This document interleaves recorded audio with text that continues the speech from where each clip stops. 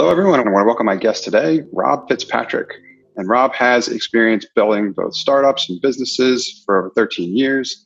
He's been through Y Combinator, and he's wrote a very popular book, one of my favorites, called The Mom Test. He has previous experience as tech, but he has migrated since into sales. Hi, Rob. How are you? And welcome to the show. I'm doing great. Thank you for having me, Sean. Excellent. Super happy to have you here. As I've said before, The Mom Test is one of my favorite books. I recommend it constantly. So for anyone listening who hasn't actually read this book before, I'd highly recommend it. But Rob, if you could give us a little bit of your background, talk about the work that you've done, perhaps what you're working on now. I started as, well, I wanted to be an academic because I thought it was free of bureaucracy, unlike the corporate world. And when I was halfway through my master's, I realized that I'd been terribly wrong and that there was some bureaucracy, let's say, in academia. And I was seeing my friends who were professors struggling with tenure and whatnot. And I really just wanted a direct connection between the work I was doing and the reward I got. I didn't want it to be, I didn't want to have to play the games. And at about that time, I read some of Paul Graham's essays, and he was starting up Y Combinator. And I thought, startups seemed like a great idea. And I didn't know anything about it, but I basically took my academic research. I pitched it to YC.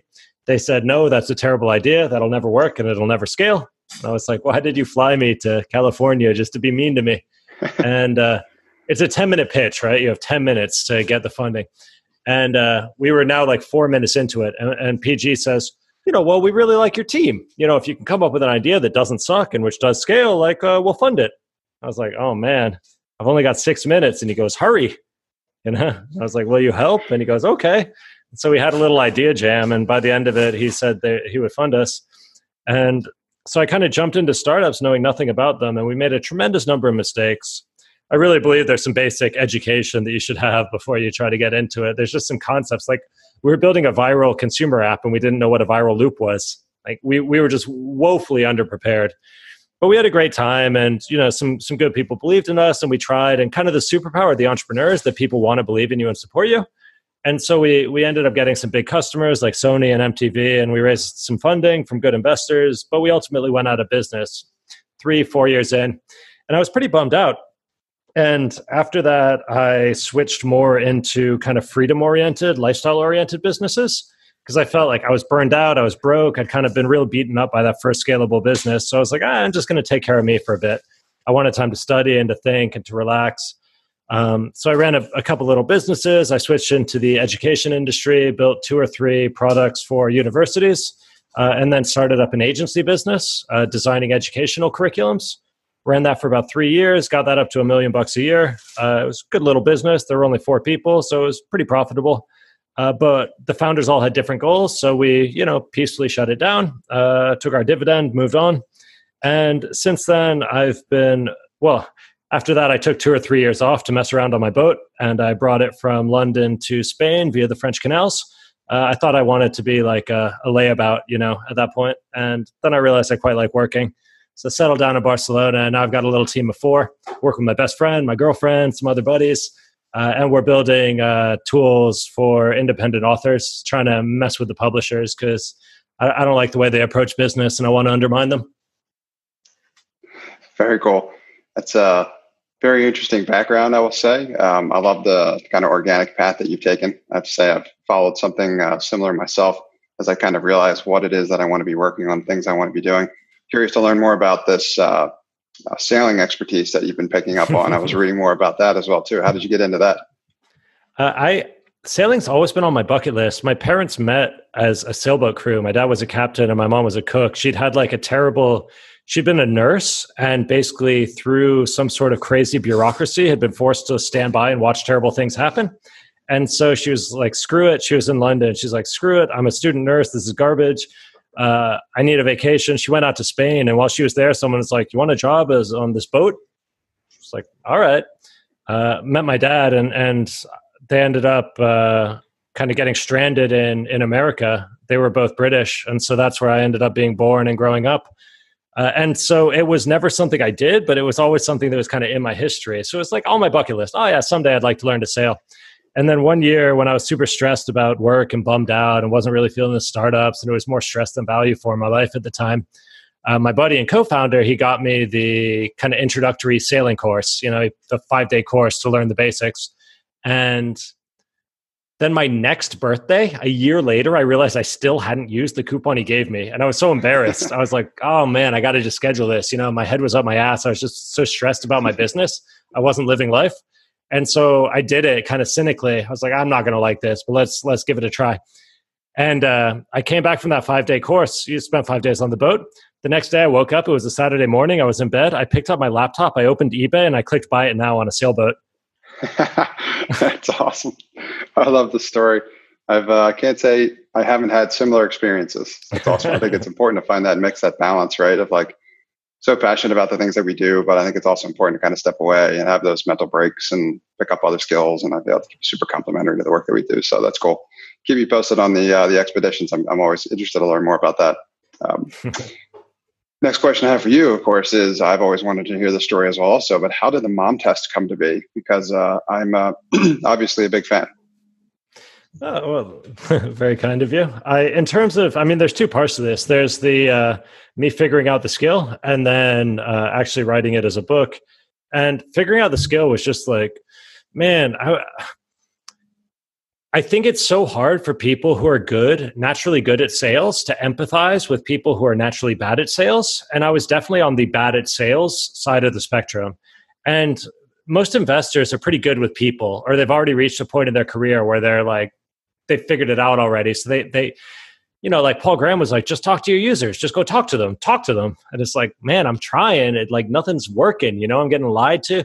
And then our next investors, out in London, they were like, yeah, just go talk to them. Just go sell. You got to hustle. And I'm like, I don't know how. And I was reading every book on sales and just like, I was trying to apply it and I was telling people what I was doing. And they're saying, yeah, that sounds correct. It sounds like you're doing everything right, but we just weren't getting the results. And at the time we were burning not a huge amount. We were still a small team, but we were burning, say, 20 grand a month. And I'm like, man, my failures in these meetings are costing us 20 grand a month because I just can't move the company forward. And we would occasionally get a lucky deal where just the stars aligned and it happened to work out. But it wasn't repeatable. I didn't really understand why it was working or not working. And eventually one of my advisors, a dude named Peter Reed, who's amazing, we were chatting with him, catching up. The advisory board was so helpful. And he was saying, listen, you guys have been struggling with this Sony Pictures deal for months. I'm going to be in LA next month. Why don't you guys fly out at the same time? We'll go into Sony Pictures together and we'll chat with them. I said, all right, amazing. Cool. So we went out there. We showed up in the cheapest rental car imaginable because we were basically scraping the bottom of the bank account. He shows up in this red convertible. He's like, it's Los Angeles. You got to live a little. And we went into this meeting and I started kind of my normal meeting pattern. And after just a matter of minutes, he cut me off and he took over the meeting and he basically ran the meeting and I played support. And at the end of it, he goes, all right, I know exactly what you're doing wrong. And I was like, I see exactly what I'm doing wrong. And it wasn't until that moment where where I was really confronted.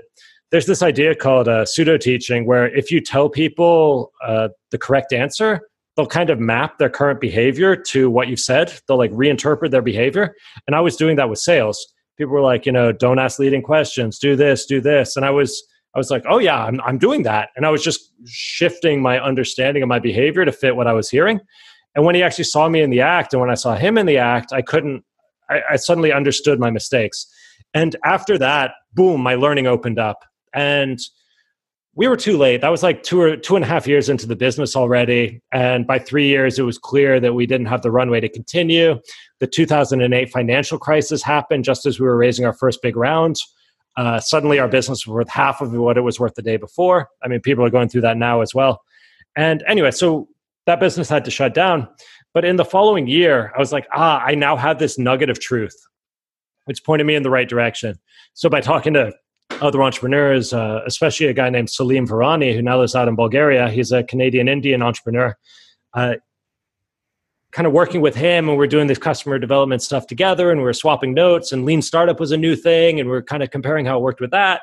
And eventually it sort of clicked into place. And then through the education agency I set up, we helped set up a lot of accelerators across Europe. So basically, the accelerators were happening in California and New York, and then they came to London, and we helped set up some of them there and deliver their education programs. And then as that wave pushed east through Europe, through Central Europe, and then Eastern Europe, and then down to the Middle East and Africa, we basically followed that wave and we helped them design their education and mentoring programs. So that gave me a chance, and we would teach them the first couple cohorts. We would like deliver the education and the mentoring, and then we would hand it off to their in-house trainers. And that gave me just like a 3-year crash course in working with other entrepreneurs.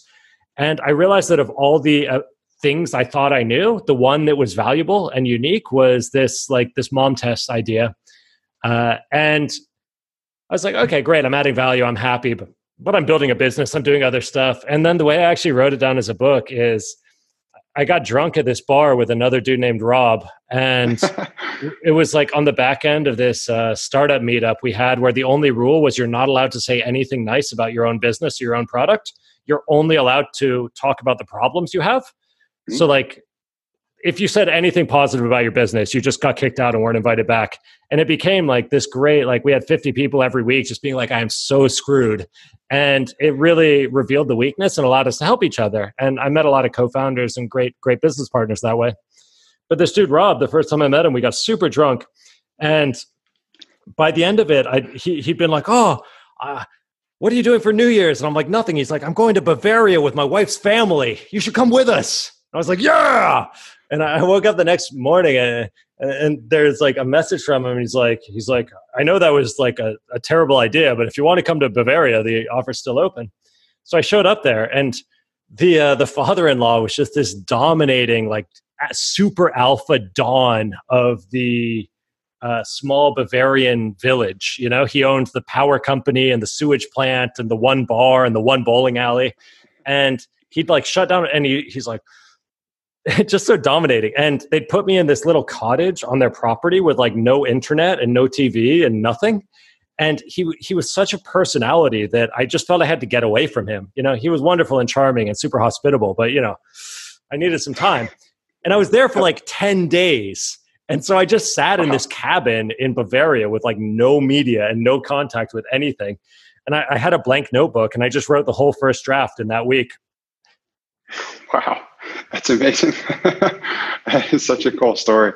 And the things that you'd mentioned as well too, with regard to sales and the challenges and struggles on the earlier side of things.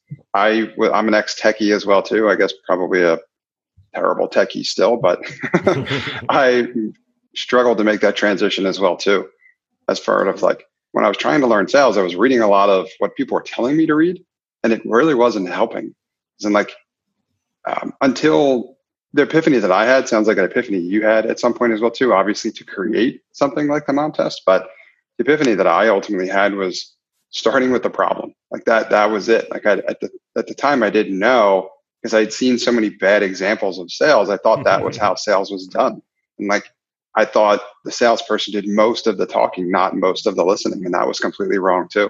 And once I found out that like everything starts with a problem, everything has to start with a problem. And without that, it's just, until you get there, you're not there. And you can't really make progress. So the mom test seriously helps to reinforce that. Well, it was such a relief for me to discover that. I mean, exactly what you said, because I'd always carried this deep-seated belief that sales was sleazy and pushy. And that's not the way I wanted to interact with the people I was trying to serve. And once I realized that it only feels sleazy if the product's not right for the people it's built for, because then you're trying to kind of like fit the square into the circle. You know, it's like you're trying to push, and you have these perverse incentives where your short-term gains come at their long-term expense. And once I realized that, like, okay, sure, like that's a problem if you get yourself into a bad situation. But once you're aware of that, and if you start earlier in the process, you can make sure that if it's a square hole, you're building a square. And if they don't align, you just spend longer in product development until they do align. And then by the time you're ready to tell people about it, it's like they're like, wow, thank goodness you brought this to my life, because I was in pain and now this thing's here. And suddenly I was like, whoa, like I'm not being sleazy, I'm adding value, or like I'm helping them. And it was such a switch for me. And I still think I'm not an optimal salesperson, and I'm never going to be an optimal salesperson, but I think that's actually okay in the early stages. And sometimes being an optimal salesperson is a bit too short term. where like what you want to be is like a learning machine where you're trying to figure out like, I think you're going to love this. Do you love it? Oh, you don't quite love it. Let me go back to product. Let me understand why you don't love it. And you're trying to find this like this love fit, where it really plugs into people's lives and makes them happier. Absolutely. Couldn't agree more. Yeah. It's more of a process, like a cycle to go through. It's like your work's never done, and it shouldn't really be thought of like that, at least in my opinion. There's always more to do. There's always other problems. Like I refer back to other books that I'm a big fan of as well too, like The Goal and things like that, and the Phoenix Project, where they talk about finding the bottleneck and eliminating it, right? Once you eliminate one problem, that was the top problem. Now something else is the top problem, but it's your job to find it. So I think it's an outstanding framework, and it really helps shape how to do that particular job well. And it's been an inspiration, and it's offered a lot of help to a lot of product people that I know, a lot of people that I work with. We need to better understand, here's how, right? We don't just build stuff and then push it out of market, right? That's bad product. That's bad sales. It's like you said, like trying to force a square peg into a round hole. Instead, you need to find out like what type of box you should be building. And the only way to do that is to find out what the actual shape of the peg is. And you have to do it by following the framework and guide laid out there in that book. Excellent. So I want to, at this point, maybe I can just jump in and take 1 minute to sort of, if anyone isn't familiar with the book, to give like a quick, I feel like we're maybe being too abstract if you don't know what the book's about. So the idea is people always expect customers to tell them what to build. It's like, hey, customer, do you like this? What should I change? What should I build? What features does it need? And what I learned is that just doesn't work. When you ask people about your product, you tend to get compliments and opinions, which aren't very useful. And so what I eventually realized is that there's two phases. I mean, Steve Blank figured this out, but whatever. But the first stage is just like, I want to understand my customers like I understand a friend. Like when you're buying a present for a friend, you're able to get them, the better the friend, the better you understand their life, the better the present you're able to surprise them with, because you understand what their life is like and what they've already got and don't got and what they need and what they're trying to accomplish and what frustrates them. And you can give them something that they didn't necessarily explicitly request, but which delights them and which fits right into their life. Equally, sometimes you know your best friend and you get it wrong. And that's why you include a gift receipt, and then, okay, fine, we'll try again. And that's like, but if it's someone, a stranger, like imagine buying a birthday present for a stranger, or like, it's impossible. You get them something generic, something that's okay, but they don't love it. They never love it. And so the first goal of customer conversations is it's not about your idea at all. It's just understanding them like you understand your close friends. That's discovery. You don't even mention your idea. You just ask about their life. What are you already doing? Why are you doing it that way? What else have you tried? What didn't work? And then you can switch into the second phase, which you might consider the actual giving of the gift itself, where it's like, hey, does this fit into your life? And they usually confirm or reject that with their behavior. So they either give you money for it, or they use it every day, or they introduce you to their boss, or they make a polite excuse and get away.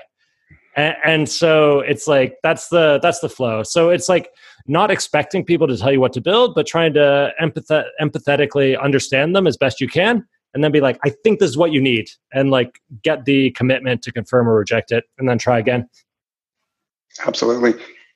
And one part of the story I always love telling too, and perhaps there's no better person to tell it than you would, when in terms of the title and where the title came from. So every time I mention the title, I get a good reaction, and I end up telling that part of the story. So if you could also let us know why it's called the Mom Test. Yeah, it's because people say like you shouldn't ask your mom if your business is a good idea because your mom loves you and she loves everything you do, and she believes in you blindly, right? So you're going to get biased feedback. And so people say, don't ask your friends for feedback. Don't ask your parents for feedback. But I actually think that's the wrong conclusion. So it's the correct observation, but the wrong conclusion. And the correct conclusion, I believe, is that you shouldn't ask anyone for their opinions about your ideas. Rather, you should frame the question in such a way that even the most biased person, your own mother, can't lie to you. So if I say, hey, Mom, what do you think of my cookbook business? She's going to say, oh, it's great. If I say, hey, Mom, when's the last time you bought a cookbook? She's going to say, 20 years. Why would I need another cookbook? And so by just shifting it from being less about your idea, more about their life, boom, suddenly you're getting truth and hard truths. And then you can go away and cry in your closet and then come out and decide like, okay, what do I need to change about my business or my product to make it work with this customer reality? Yep. And so the cycle repeats. That always gets a great reaction, by the way. People love that story. So having said that, another area that, or kind of what I wanted to move into, and it comes from the work that the mom test talks about and how to do it, is this importance of customer research, right? And doing it as you're building your business, your B2B SaaS business, your software business, whatever it is that you're building, whether it's early stage or you're on a rocket ship and it's experiencing hyper growth, right? The importance of customer research, why you should be doing it, when you should be doing it, how much of it you should be doing. Can you give me and us a little bit of guidance here in terms of a framework as far as like, what should that process look like through the various stages of building a business? So if you're completely entering a brand new industry that you have no idea about, you should probably take a while to just talk to people. But a lot of startups, assuming you've already gone through that, or assuming you're starting your business in a field where you already have some expertise and some contacts, like you had a career in that or whatever, there's a couple myths and ways people get this wrong. And I think probably the biggest myth is the idea that you do all your customer research up front and then you know exactly what to build and you just build the perfect thing. It's like lining up the cannon shot and then pew, it's going to be perfect. Where what I found is that and this was observed by Steve Blank in his book, 4 Steps to the Epiphany. He sort of said, each step of customer contact you do allows you to make a smarter set of decisions on the next cluster of product decisions. And each time your product advances, that allows you to get more information out of your customer conversations. So he said you don't do one before the other, you do them both in parallel.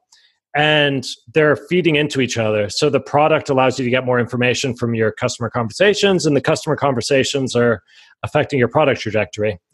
And so the way I implement that in my teams and what I recommend people do is I never like to think about customer learning in terms of weeks or months. Whenever I hear someone saying how many weeks or how many conversations, I'm like, you're doing it super wrong.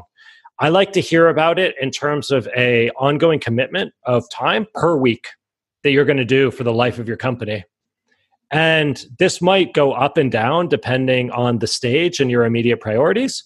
But if someone says, well, we always do 10 sales calls or 20 customer support tickets per week. So what we've done is we've just made a habit of the first 5 minutes of those conversations we use for customer discovery. I'm like, ooh, very nice. I like that because that's a low time cost. It's not so time consuming that you're going to abandon it. So I like that. And that's an easy ongoing weekly commitment, which will ensure that no matter what you're working on, there's going to be this flow of learning coming in to sanity check you. If you're early stage and you don't yet have the sales meetings or the support tickets, someone might say, once a week I go to an industry event and I don't even tell them what I'm working on. I just I have these learning goals and I just chat to people about how they're dealing with those things. Brilliant. You've turned one meetup into 20 customer interviews without having to schedule any. Very efficient use of your time.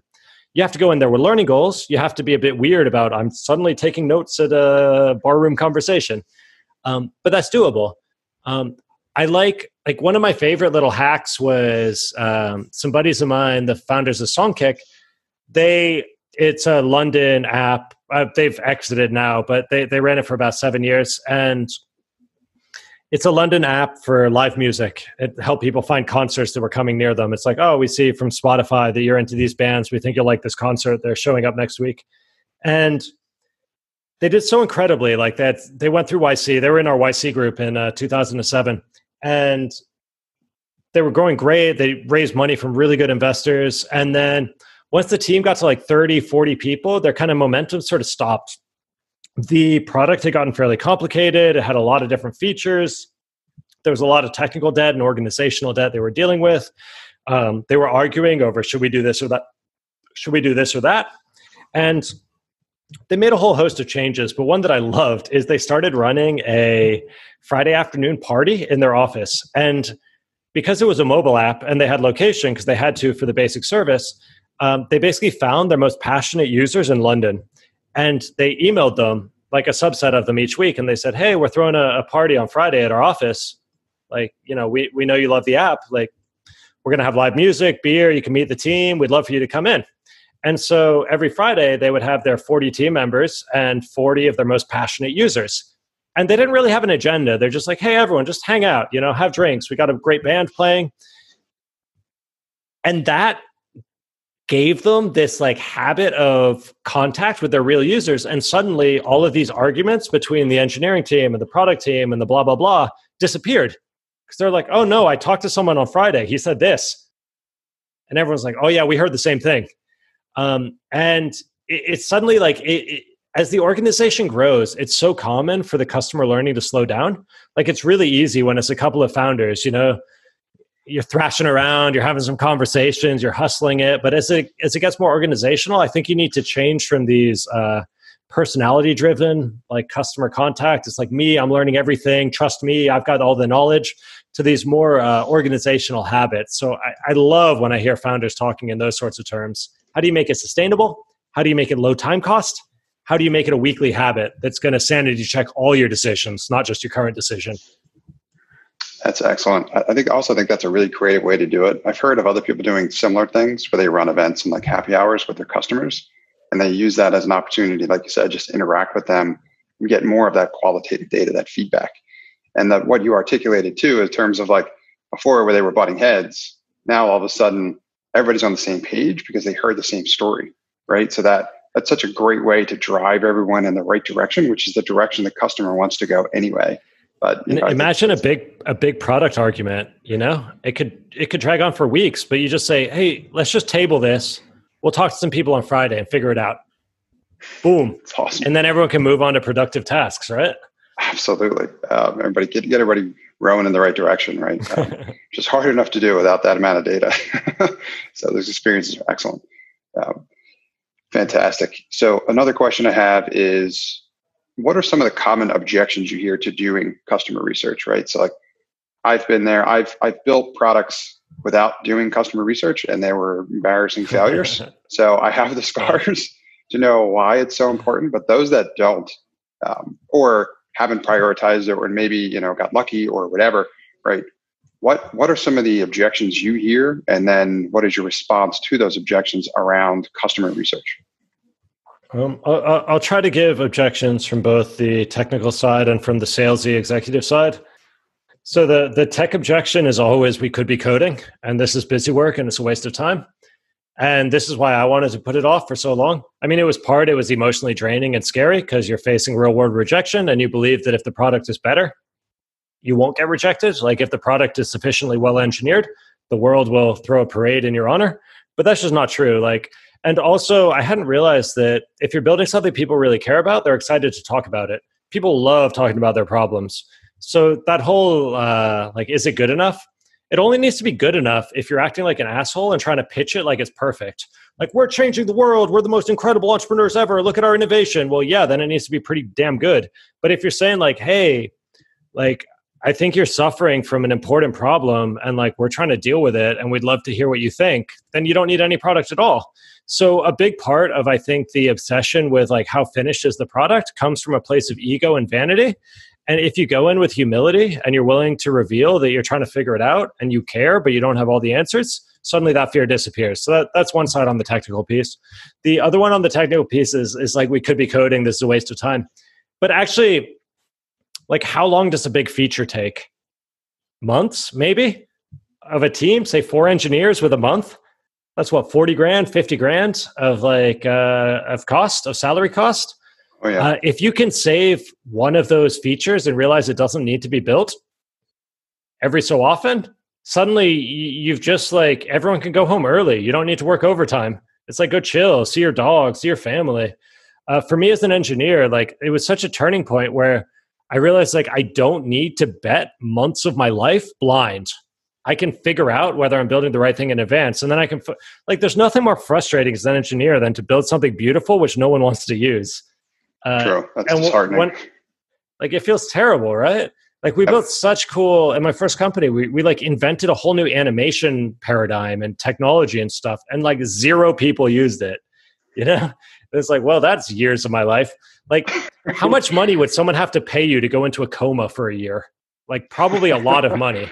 Right. And I realized wow, I just wasted a year of my life. I may as well have been unconscious. I built a thing that like literally added no value to anyone in the world. It was a bit of like self-indulgent technical garbage. And it's like, I want to help people, in whatever way matters to you.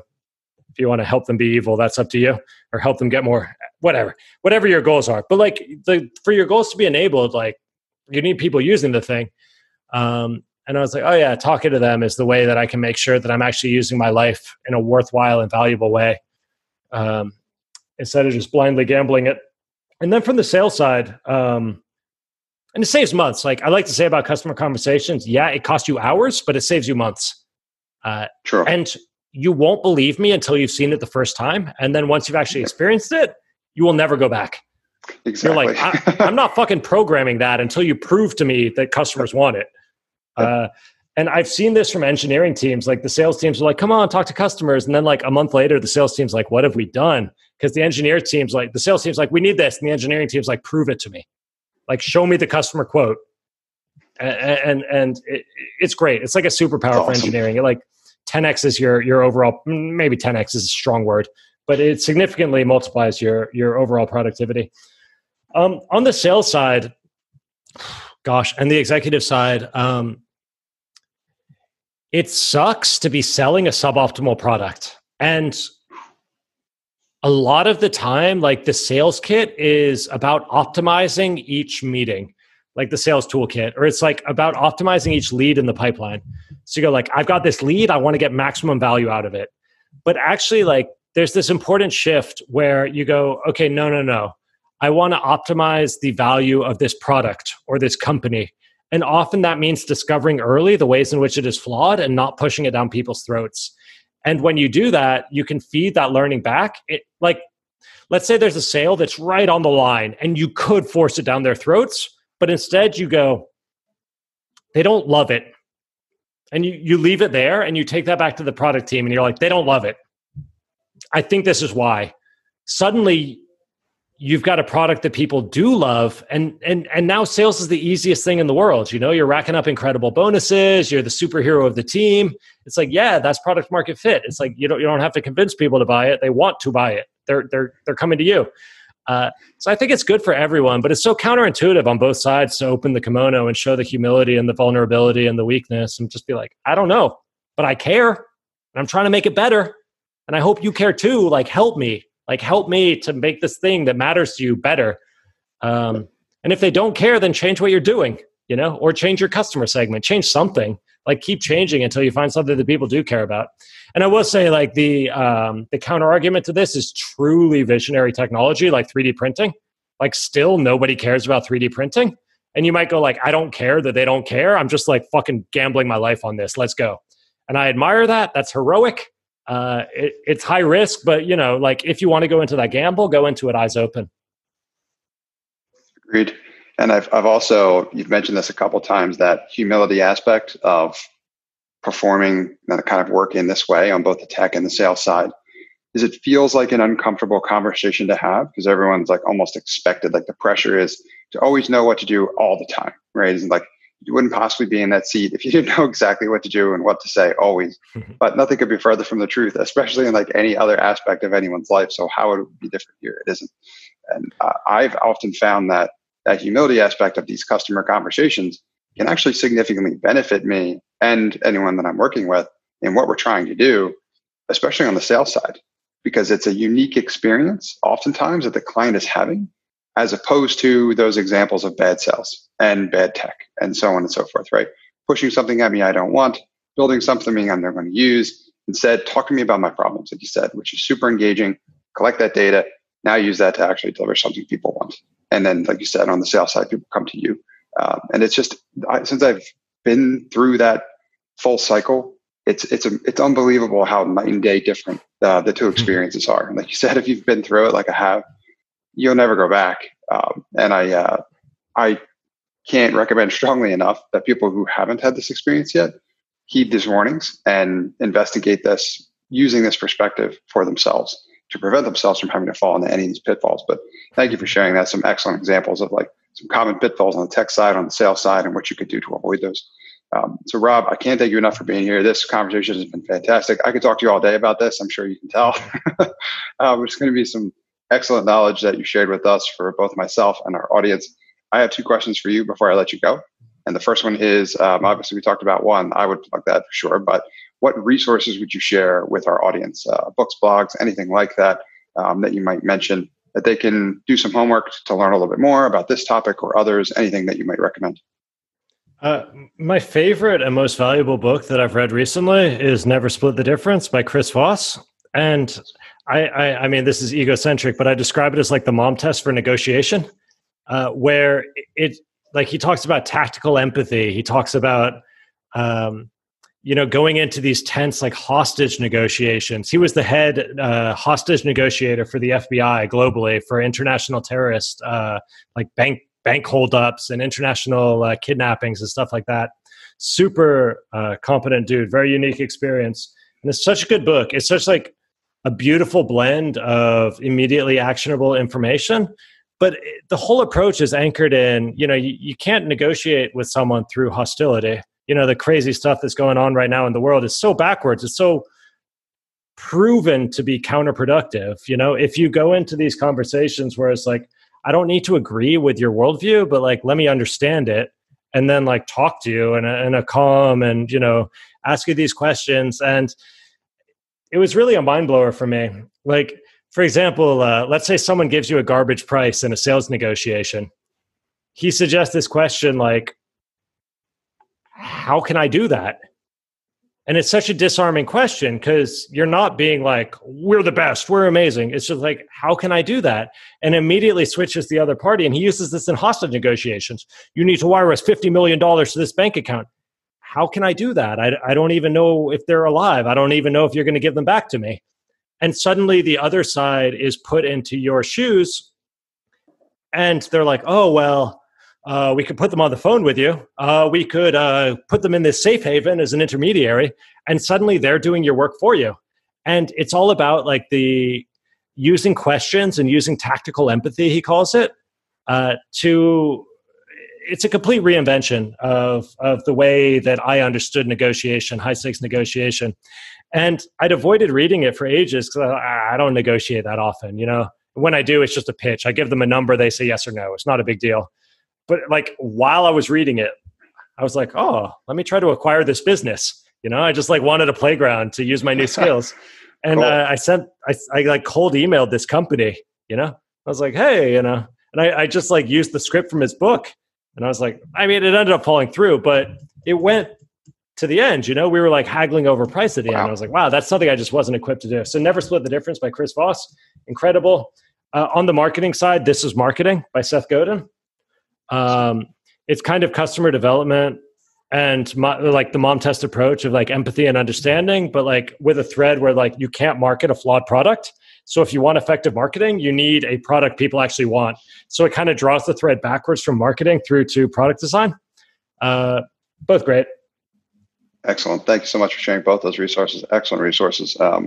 And I would obviously recommend The Mom Test by Rob Fitzpatrick. We talked a lot about that today. I'll link to all three of those in the notes. And then last question I have for you, Rob, is who should reach out to you and how can they get in touch? So I'm easy to reach. I mean, I'm easy to Google. I'm pretty sure my phone number is on my website, although I don't necessarily recommend you call me. But like I'm Rob at robfitz.com. All my contact stuff's at robfitz.com. If you have questions about implementing customer development or the mom test or you run into problems, tweet me, email me. I'll make a little YouTube video and send it back to you, answering your question. I like doing that. It's fun for me. I'm always happy to help if I can. And if you want to help me, what I'm trying to do now is to help indie authors and, kind of self-published indie. If you want to work your way, write a book, put your expertise into a book.